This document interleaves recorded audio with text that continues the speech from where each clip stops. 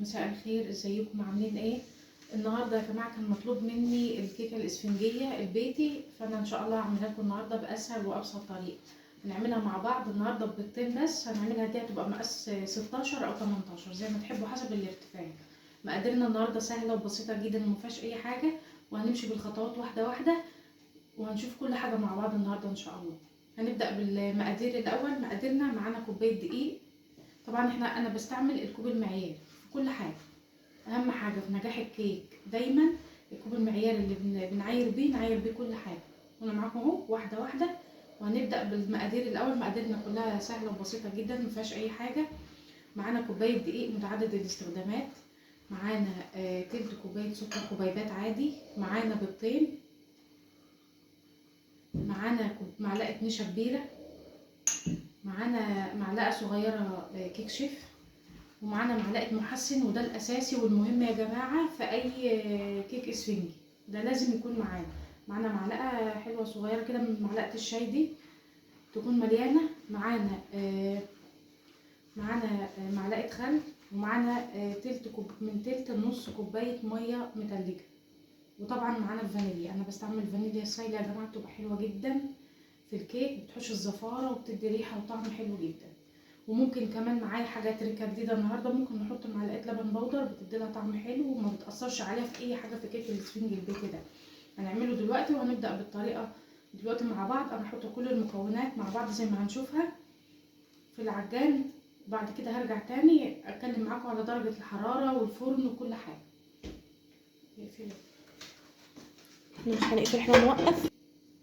هنبدا دلوقتي بالطريقه. هنحط النشا، معلقه النشا الكبيره اللي معانا نحطها على الدقيق. بقى كل المكونات الجافه هنحطها مع بعض زي ما احنا شايفين كده اهو.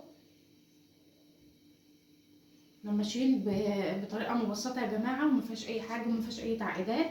لو مشينا على الخطوات صح والمقادير صح هيطلع معانا كيك اسفنج ناجح جدا جدا، وهنقدر نوفر ويكون حاجه مضمونه في البيت ونضيفه. معانا اهي معلقه البيكنج باودر الصغيره كيك شيف بس. هنقلب دول كده مع بعض. وطبعا معانا رشه ملح بس انا بحطها مع الاول، انا هوريكم دلوقتي الطريقه هنعمل ايه.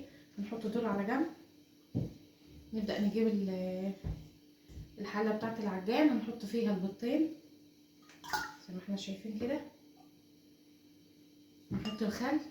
خل عامل مساعد يا جماعه حلو، وده محسن طبيعي بيخلي الكيكه هشه وبيخليها بيضه من جوه وبيخليها حلوه. معانا تلت كوبايه سكر، وهنحط الميه. كل المكونات السايله اهي مع بعض، ومعلقه المحسن الجيل. احنا كده ماشيين اهو خطوه بخطوه مع بعض، مفيش اي تعقيدات، مفيش اي حاجه. من المحسن الجيل موجود عند اي مستلزمات حلويات، اي محلات العطاره، في اكياس كده طالعه هتلاقوها موجوده. بس ما نزودش لان ده بيبوظ الكيكه الاسفنجيه، ممكن يخليها تهبط معانا وتفشل وممكن تفرول، فنخلي بالنا من الحكايه دي هنا. ده مقداره معلقه صغيره من معلقه الشاي بس. هنحط الفانيليا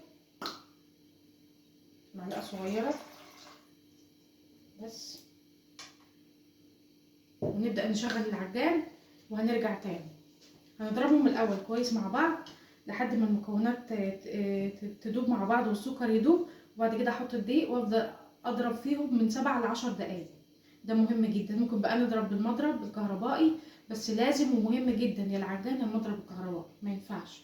ونفضل نضرب لمده 10 دقايق متواصله.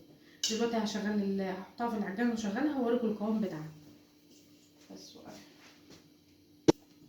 وده يا جماعه بيكون القوام بتاعه زي ما احنا شايفين كده. شفت ضعف الحجم نجاح العجينه بتاعت السبونج كيك، بتبقى الحجم متضاعف ويبقى لون فاتح بالمنظر ده.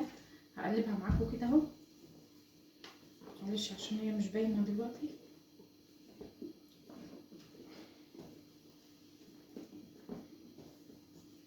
بالمنظر ده. نكون مجهزين الصينيه. دي الصينيه المرتفعه دي يا جماعه، دي بنجيبها من عند مستلزمات الحلويات، بتبقى مخصصه للسبونج كيك عشان الارتفاع العالي. وممكن لو انتوا حابين عندكم اي صواني العاديه ممكن نعملها نقسمها على صينيتين. دي بتبقى مقاسها من 16 ل 20، يعني حسب المقاس 16 18 20 حسب الارتفاع اللي احنا عايزينه. دلوقتي انا هحطها اهي زي ما احنا شايفين ده القوام بتاعها اهو. قوامها يبقى بيضتين اتنين نقدر نعمل تورتايه تكفي مقاس 16 بتكفي من 4 ل6 افراد، مقاس 18 بتكفي 8 افراد، ومقاس 20 بتكفي من 10 ل 12 فرد حسب الارتفاع زي ما قلنا يا جماعه. اهي زي ما احنا شايفين اهو. معلش بقى انا هظبطها دلوقتي كده زي ما احنا شايفين، وبعدين بنجيبها كده درجة حرارة 180 ويسخن كويس جدا، وبنحطها في الرف اللي في النص. طبعا المقاسات الصغيرة بتقعد من نص ساعة ل 40 دقيقة، ما تزيدش عن كده. المقاسات الكبيرة بتاخد لها من 45 دقيقة لساعة، فنخلي بالنا من الحتة دي كويس، لان ممكن لو نشفت معانا هتنشف معانا لو حطيناها اكتر من كده. دلوقتي احنا هنحطها في الفرن، وبعد ما تطلع ان شاء الله هوريها لكم لما تبرد، هوريها لكم واوريكم الطبقات اللي هتطلعها وكل حاجه مع بعض. ودي الكيكه معانا بعد ما طلعت وبردت، طبعا ارتفاعها عالي حلوه وجميله اهي. تقدر معانا نعمل بيها 4 طبقات حلوين، وتبقى التورته ارتفاعها عالي. دي مقاس 18، ولو عملناها مقاس 16 تبقى ارتفاعها اعلى. مقاس 20 هتعمل معانا 3 طبقات. دي كانت النتيجه بتاعتنا، وباذن الله لما اقطعها الطبقات هوريها لكم. يا رب تكون الوصفه عجبتكم. الاسبونج البيتي باسهل وابسط طريقه.